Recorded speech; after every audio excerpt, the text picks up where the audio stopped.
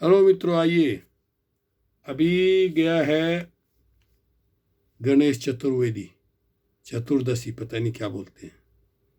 आइए मैं बताता हूँ आपको लक्ष्मी और गणेश कौन। गणपति का रहस्य और ब्राह्मणीकरण। बुद्ध का मतलब ही अष्ट विनायक है, क्योंकि अष्ट का अर्थ है 8, विनायक का अर्थ है कल्याणकारी मार्ग, जिसे बुद्ध के अष्टांगिक मार्ग कहते हैं। जिन 8 मार्ग का पालन करके मानव दुखों से मुक्ति पा सकते हैं, आर्य अष्टांगिक मार्ग। बुद्ध को ही ब्राह्मणों ने काल्पनिक गणेश बनाया और तथागत गौतम बुद्ध के सिर को ही काटकर बौद्धों के प्रतीक हाथी के भी सिर को काटकर बुद्ध के गर्दन पर हाथी का सिर जोड़कर काल्पनिक गणेश बना दिया है। ये मैं बता रहा हूँ आपको कड़वी सच्चाई। लोकशाही व्यवस्था में देश का प्रमुख राष्ट्रपति होता है, उसी प्रकार प्राचीन भारत में गण व्यवस्था होती थी और उस गण व्यवस्था का प्रमुख गणपति होता था। गण का अर्थ था अर्थ या जनता, और पति का अर्थ राजा। इस प्रकार गणपति का अर्थ है जनता का राजा। गणपति बाप्पा मौर्य अर्थात मौर्य राजाओं में गणपति चंद्रगुप्त मौर्य। मूल निवासियों के राजाओं का कार्यकाल ईसा पूर्व। नंबर 1, चंद्रगुप्त मौर्य 223 और 299 ईसा पूर्व, 323 299 ईसा पूर्व। नंबर 2, बिंदुसार 299 274 ईसा पूर्व। नंबर 3, सम्राट अशोक 274 138 ईसा पूर्व। नंबर 4, करणाल मौर्य 238 231 ईसा पूर्व। दशरथ मौर्य 231 223 ईसा पूर्व। संप्रति मौर्य 223 215 ईसा पूर्व। नंबर 7, शाली सुक्त 215 203 ईसा पूर्व। नंबर 8, देववर्मा मौर्य 203 196 ईसा पूर्व। नंबर 9, सत्यधनु मौर्य 196 190 ईसा पूर्व। नंबर 10, बृहदर्थ मौर्य 190 184 ईसा पूर्व। इन्हीं 10 सिरों को मिलाकर 10 सिरों वाला रावण भी बनाया गया है। देखिए, इस मौर्य शासन से पहले प्राचीन भारत में एक राजा घराने में सिद्धार्थ गौतम नामक राजकुमार का जन्म हुआ था। वही आगे चलकर शाक्य गण का प्रमुख हुआ। कालांतर में सिद्धार्थ ने बुद्धत्व प्राप्त किया। अब सच्चे गणपति और काल्पनिक गणपति के बीच में का फर्क समझ लेते हैं। कुछ चालाक लोगों ने सच्चे गणपति को काल्पनिक गणपति बनाया। शाक्य गण का प्रमुख इस नाते से लोग बुद्ध को गण का पति अर्थात गणपति कहने लगे थे। उसी प्रकार जब बुद्ध को धर्म का संदेश देते थे, तब उनके संदेशों में 2 शब्दों का मूलभूत रूप से उल्लेख होता था। वे शब्द हैं चित्त और मल। चित्त यानी शरीर मन, और मल यानी मल अशुद्धि। तुम्हारे शरीर व मन में मल निकाल देने पर तुम शुद्ध हो जाओगे और दुख से मुक्त हो जाओगे, ऐसा बुद्ध कहते थे। इसी संकल्पना को विकृत कर ब्राह्मणों ने काल्पनिक पार्वती के शरीर से मल निकालकर एक बालक अर्थात गणपति के जन्म की कहानी को प्रस्तुत कर दी। गौतम बुद्ध नागवंशी थे। पाली भाषा में नाग का अर्थ हाथी होता है, अर्थात हाथी बुद्ध लोगों का प्रतीक चिन्ह है।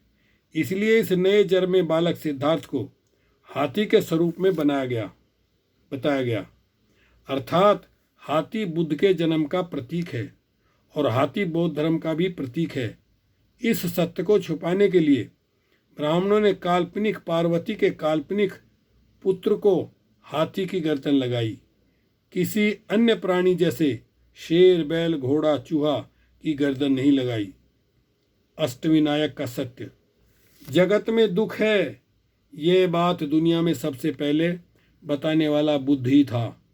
और दुख को दूर कर सुखी होने के लिए अष्टांगिक मार्ग भी बुद्ध ने ही बताया।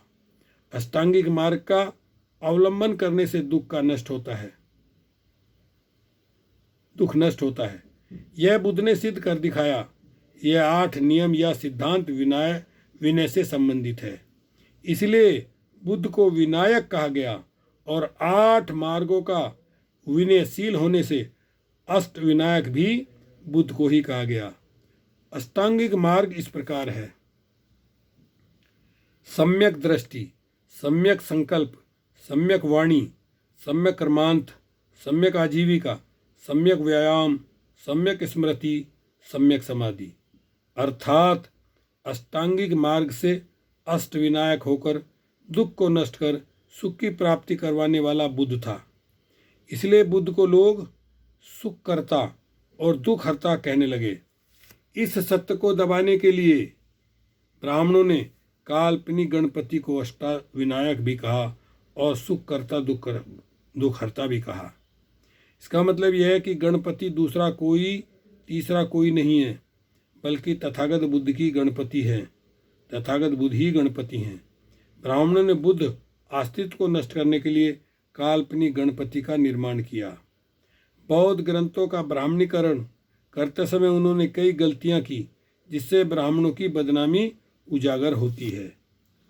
वे गलतियां इस प्रकार हैं: शिव शंकर जब देवों का देव है तो उन्हें गणपति का सर धड़ से अलग करते समय उन्हें यह पता क्यों नहीं चला कि वह उसका ही पुत्र है?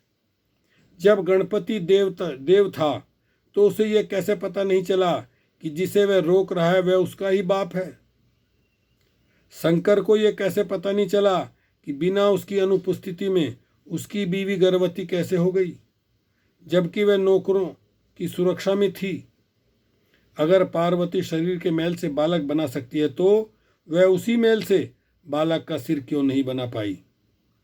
खैर, ये कहें कि पार्वती नहाकर आई थी, लेकिन जीवन मृत्यु का शाप वरदान देने वाले शंकर की शक्ति कहाँ गई थी?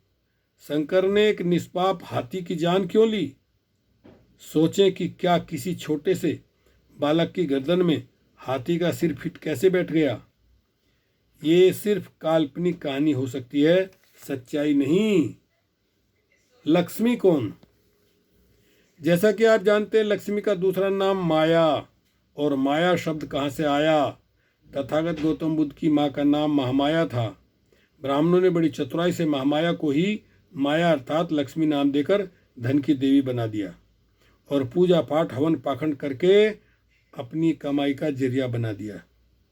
प्रियदर्शी सम्राट 84,000 बौद्ध विहारों को बनवाने के बाद सभी 84,000 बुद्ध विहारों में दीपक जलवाकर और पूरे देश को सजाकर उत्सव मनाया था, जिसे दीपदान उत्सव के नाम से जाना जाता था।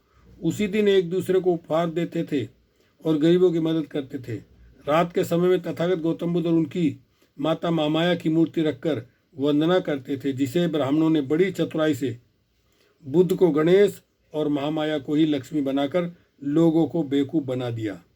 आप खुद फैसला करें। जब लंका से वापस राम, लक्ष्मण और सीता आते हैं तो पूजा राम, लक्ष्मण और सीता की होनी चाहिए थी, गणेश और लक्ष्मी की क्यों? मौर्य वंश का इतिहास पढ़ना और लिखना बहुत मुश्किल है। इतना बड़ा था हमारा। हमने इतिहास को अपने तर्क शक्ति के आधार पर ढूंढकर सत्य को पूरी दुनिया के सामने लाने की कोशिश की है। उसको सत्य या झूठ मानना आपके विवेक पर निर्भर है।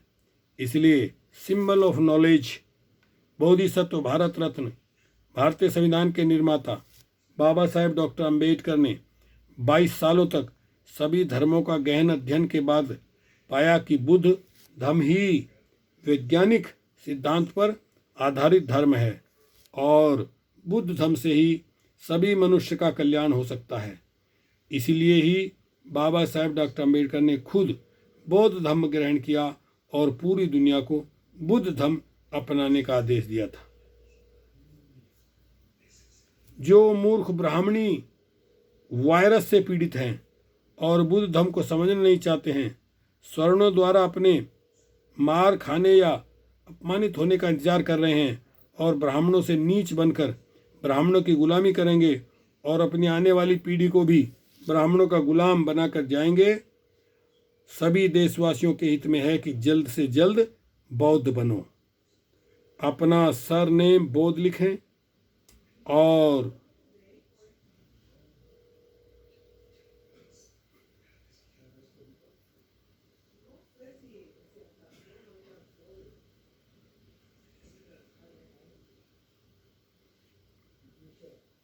अपना सरनेम बौद्ध लिखें और धर्म के स्थान पर बुद्ध धर्म लिखें और ब्राह्मणों द्वारा निर्मित फर्जी भगवानों और देवी देवताओं को फेंककर अपने घरों में सिर्फ तथागत गौतम बुद्ध, सम्राट अशोक, बाबा साहब अम्बेडकर की मूर्तियां या तस्वीर ही लगाएं और बहुजन महापुरुषों के तस्वीर ही लगाएं। हिंदू धर्म के त्योहारों और पूजा पाठ हवन पाखंड को छोड़कर बौद्धों के महोत्सव और उत्सव ही मनाएं। ये एक ऐसी भयानक कड़वी सच्चाई है। यदि भारत के SC ST OBC के लोग समझें तो उन्हें पता चले कि सच्चाई क्या है और वो अपनी सोच को बदल सकते हैं। ओके, शुक्रिया, धन्यवाद, हस्ता लोगो। फिर मिलेंगे, मिलते रहेंगे।